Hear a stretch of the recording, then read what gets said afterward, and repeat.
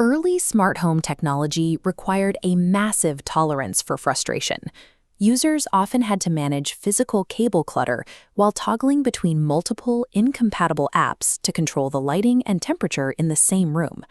To solve this device fragmentation, tech companies like Apple, Google, and Amazon collaborated on an open-source standard called Matter.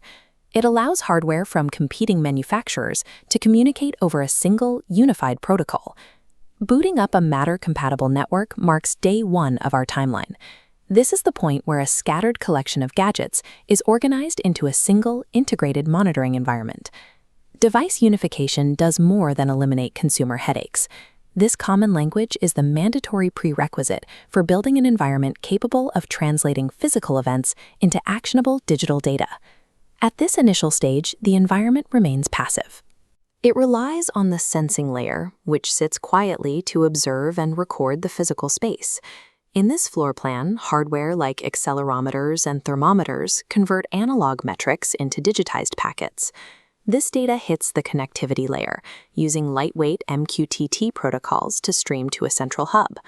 Finally, LoRaWAN networks push these telemetry streams miles outward to distant municipal grids. By day 5, the system runs as intended. It catalogs thousands of data points, mapping temperature shifts and human foot traffic as consistent digital trends. However, it still acts only as a collection machine waiting for a human command. A perfectly connected grid of sensors still requires a person to pull the levers. Without automation, the environment is wired, but it remains dependent on human intervention to perform even the simplest tasks. We advance to day 15. The network has now recorded 2 full weeks of behavioral and physical metrics. This duration is significant because the system has now tracked 2 complete cycles of the user's weekly routine, identifying exactly when they sleep, when the house is empty, and how the ambient temperature fluctuates on a predictable schedule. Traditional IoT architecture sends this continuous data back to a remote cloud server for processing. This creates latency, where the time required for a server to analyze a change and return an instruction results in unacceptable delays for real-time adjustments. Engineers eliminate this bottleneck through edge computing. Watch the data flow.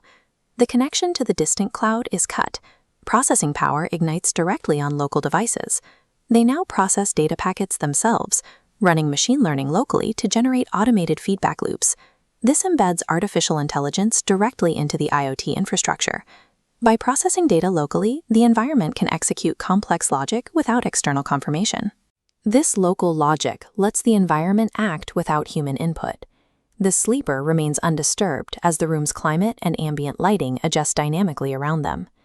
A wearable biometric sensor detected a drop in the user's core body temperature.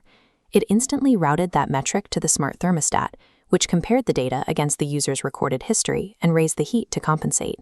The user never had to open an app or send a command.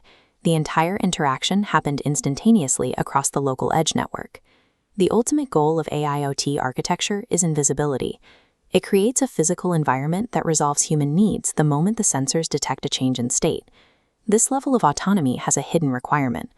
To anticipate human needs, the system must maintain continuous surveillance of physical spaces. The physiological metrics and location habits harvested during the first 2 weeks are deeply personal. The ownership and ethical limits regarding how manufacturers use this digitized behavior remain a primary concern for privacy advocates. This blueprint isolates a common mechanical vulnerability. These alerts highlight edge sensors running unpatched firmware. Because the ecosystem is unified, a breach of a single unpatched sensor allows bad actors to move laterally across the entire network. They can gain access to every connected node, including hubs that manage highly sensitive biometric telemetry. Granting a digital system the autonomy to act on our behalf requires us to provide it with constant access to our physical reality. Regulators are addressing these risks through frameworks like the GDPR and CCPA. These laws mandate data minimization, forcing manufacturers to collect only what is necessary and provide clear options for users to opt out of data sharing. Simultaneously, engineers are exploring blockchain technology to manage device identities.